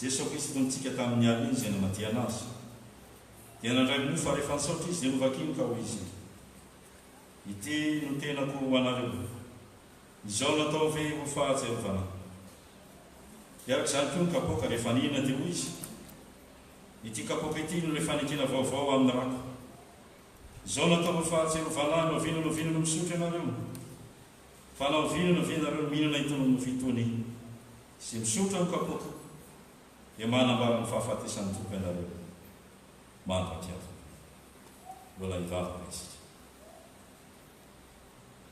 misaotranao izay ry Andriamanitra rainay tompony lanitra sy ny tany fa noho ny famonram-ponao aminay mpanota mahandry dia nomenao ny zanako lahy tokana mba tsy hifatsy rehetra mino azy fanana fiainana mandrakizay ankehitriny raina ny an-danitro ndretsy izay manao eto anatrehanao ny fahatserovana ny fahatokavany zanako olona fijaliany sy ny fahafatesana fitsanganany tamin'ny maty ary ny fifona ny mandrakizay ho anay mbola miandro sy mitanao ny fiverenana izay fa indro miombona ary mahatsiaro izany ao anatin'ny vavaka mantsy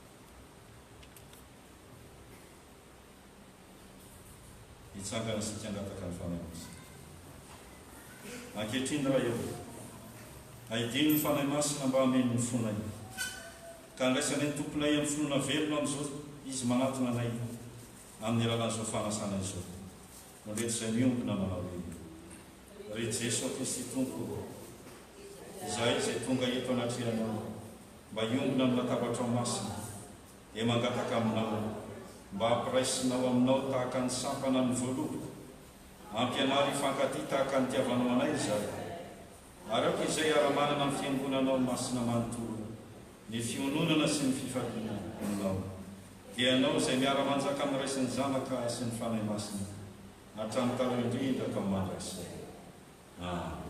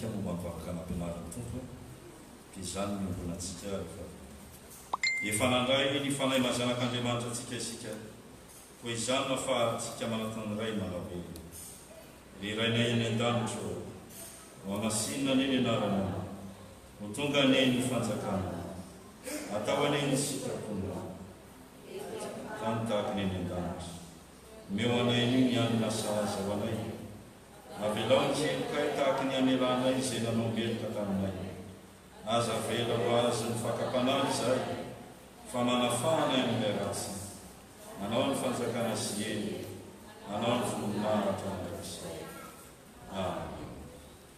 ny mofo izay vakitsika dia firaisana amin'ny tenan'i Jesosy Kristy ntsika izay nomenao atsika toy izany koa ny kapoaka ny saorana izay soratsika dia firaisana amin'ny ran'i Jesosy Kristy ntsika izay nalatsaka ao antsika rehetra ho famelan-keloka ho Jesosy Kristy avy fevoatra avokoa izao ny zavatra rehetra.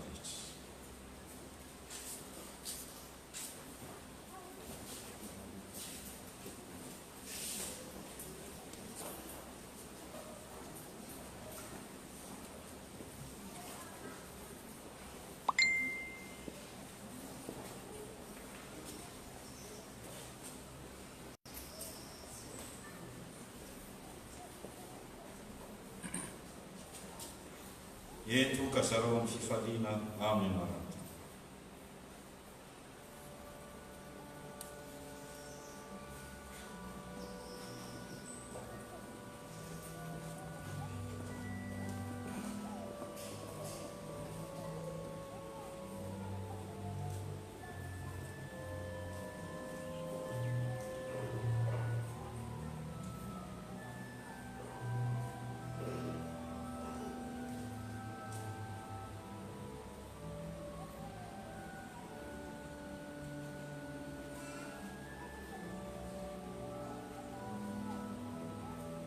Ary rehefa teraka Jesosy tao Betlehema ny Jodia tamin'ny andron'ny Herôda mpanjaka, indreo nisy magy avy tany antsinanana tonga tany Jerosalema ka nanao hoe aiza ilay teraka ho mpanjakan'ny Jiosy fa nahita nikitany teny antsinanana izay ka tonga mba hiapoaka eo anatrehany. Ary nandre izany Herôda mpanjaka dia nangororo izy mba amin'ny Jerosalema rehetra dia namory ny lohampisorona rehetra sy ny mpanorandalàna tamin'ny vahoaka izy ka nanontany azy hoe aiza moa no ahaterahany Kristy? Ary io rehetra tamin'ny ao Betlehema ny Jodia fa izany voasoratra ny mpaminany. Ary ianao Betlehema tany Joda tsy dia kely indrindra amin'ny andrian'ny Joda ianao tsy akory fa avy aminao ny voan'izay anankiray ho mpanapaka ka izy no mpiandrin'Israely. Dia napaka ny magy madinika iny Herôda ka namototra fasatra tamin'izay ary misy olona kitana. Dia naniraka azy akany Betlehema izy ka nanao hoe andeha fitory tsara ny amin'ilay zazakely ko rehefa hitanareo izy dia ambarao amiko mba hakalesako aniko ka hiapoaka eo anatrehany. Ary rehefa nandre ny teny mpanjaka izy ireo dia lasa. Ary iny ilay kitana hita ny teny antsinany aloha azy mandrapijanony teo ambon'izay nitoerany zazakely. Ary nahita ny kitana izy dia nifaly indrindra. Ary rehefa tafiditra tao an-trano izy dia nahita ny zazakely sy marireniny ka niapoaka teo anatrehany. Ary ny fanonosokafo ny fitehizan-drakiny dia nanorota zavatra ho azy izy dia volamena zava-manitra roa. Ary rehefa nitoron'Andriamanitra hevitra tamin'ny nofy izy tsy hiverany amin'ny Herôda dia lala hafa ny malehan'ny noty ho any amin'ny foneny.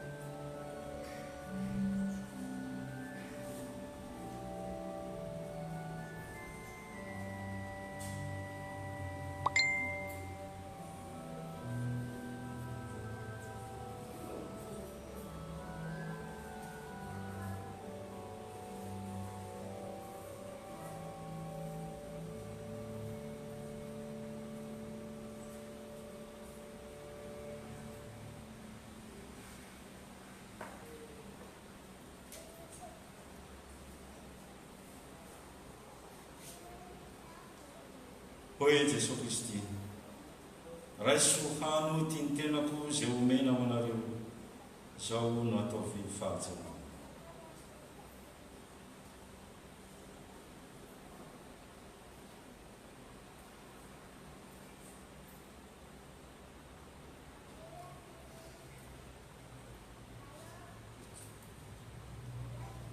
hoy Jesosy Kristy tombo sotronareo rehetra ity fa ity roako dia ny amin'ny fanekena vaovao zay aratsy mandrehetra ho famelany kely ka izao nataovy ho fahatsy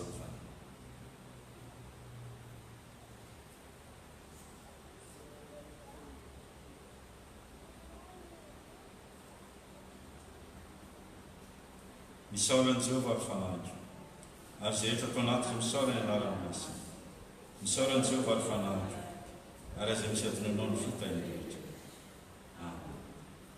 hoy Jesosy Kristy amin'ny alana soratra masina Jesosy Kristy tontsika zay vombo tamin'ny hazo fijalila ka nitsangana tamin'ny maty no efa nanome anareo ny tenany sy ny rany izay nanavitany anareo tamin'ny fahotana rehetra izy anie no ampahery sy aronareo amin'ny finoana maro no fiainana mandrakizay ho aminareo any amin'ny fiadanana amen ny dekona nanangana amin'ny kapoka eny ampelatanatsika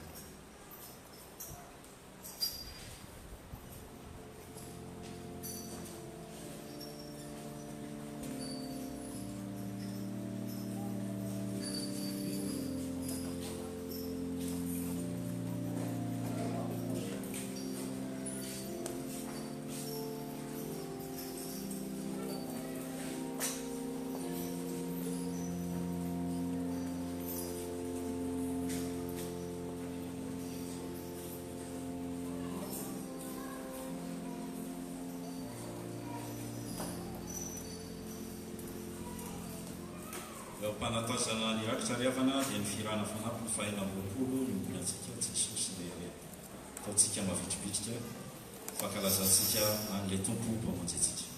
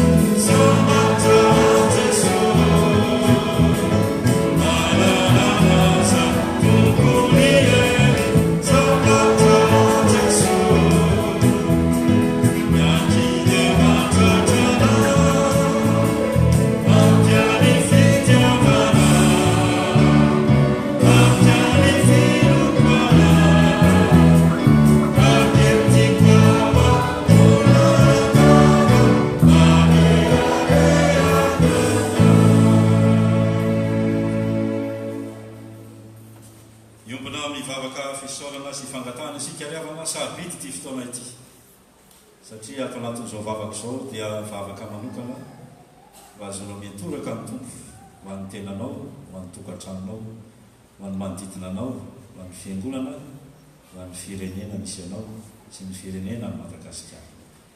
Mandeha ry havana, isaintsaina koa nefa isika ny tenin'Andriamanitra izay namara tamintsika androany ka andray an'ilay jesosy ilay famonjena ao antsika fanomezana sarobidy ka raha mino ianao dia ho tonga zanak'Andriamanitra mivavaka mangina isika.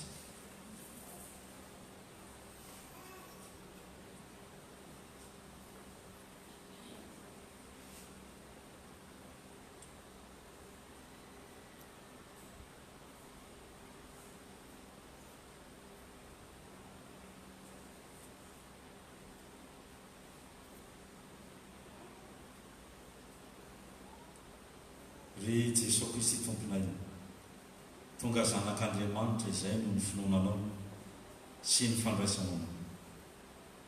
Mety mbola ny salasala zay tonga teto ary tsy nieritreritra akory aza hoe tonga iandona ny andro ny krismasy. Eny no menao fanomezana zay androany dia ilay Jesosy Kristy zanak'ilay tokan'Andriamanitra tonga nofo tetỳ amin'izao tontolo izao, te hiara-onina aminay mpanao tamanitra. Misaotra anao izay tompo, fa anatin'izao tombavaka izao no hahafahanay manara ohatra ny hanokatra ny varavarany fonay mba handrosoanao sy hidiranao ka hanjakanao ny fiainanay manomboka eto.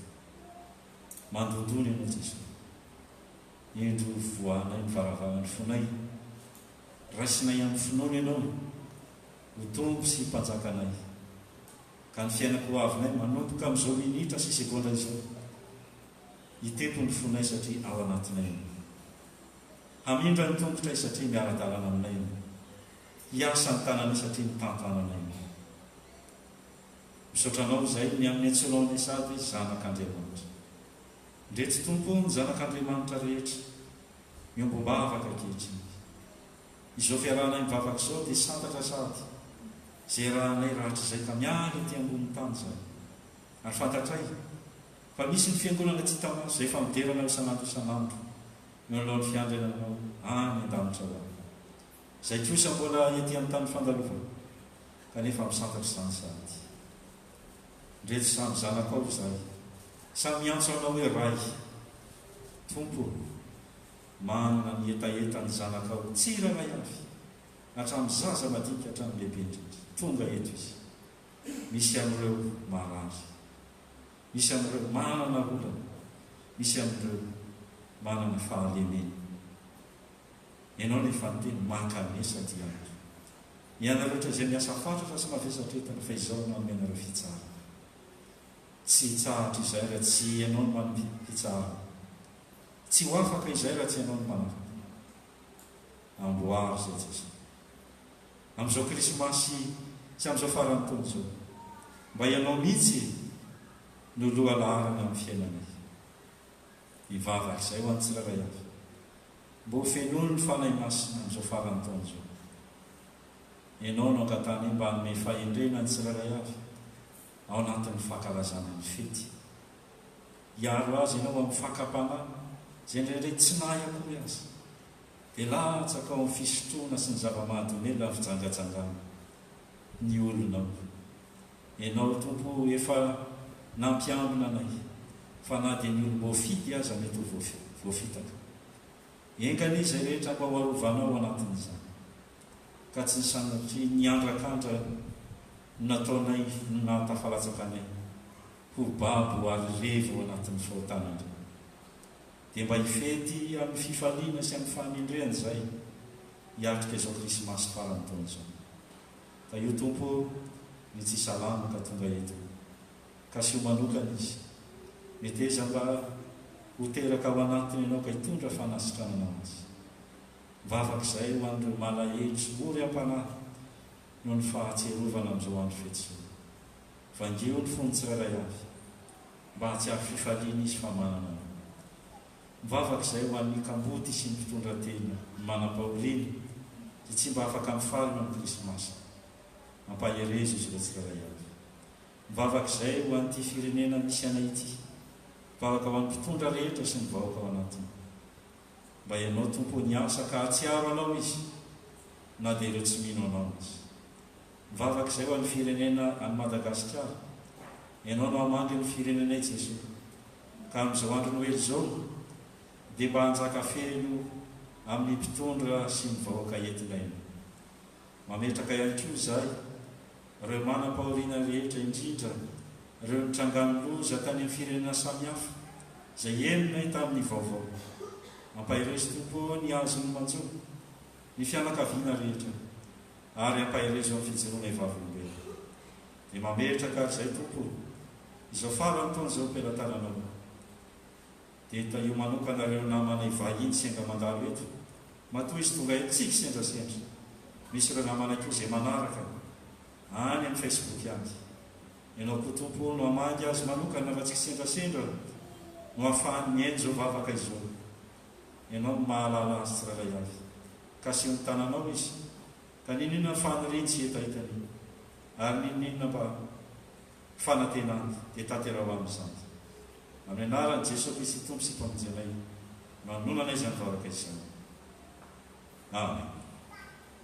Amarana ny fotoantsika ravana amin'ny alalan'ny fiarantsika rehetra mandray niafatra famotinana ny Krismasy izay hoe tsika mody ka hijoroantsika vavolombelona ary ny fandraisantsika nisotra avy amin'ny tonontsika mitsangana azy mandray niafatra ny tompo melo lalana antsika ny amin'izao tontolo izao ny tompo liavana ka manafatra antsika manao hoe mifalia mandrakariva mivavara landava misaoran'Andriamanitra ny zavatra rehetra fa izany nisitraka Andriamanitra ataonareo tafaray amin'ny Kristy Jesosy aza vonoana ny asan'ny fanamasina aza atao tsinitsinina ny teny ataon'ireo mpilaza hafatra avy amin'Andriamanitra dinio ny zavatra rehetra ka tany izay tsara hala vivo daholo ny zavatra tsy isan-karazany. Aminareo aneny tompo aleo aneny fanaina itayanareo aneny tompo ka hiaro anareo ampamirapiratra ny tavany aminareo aneny tompo ka hiatra anareo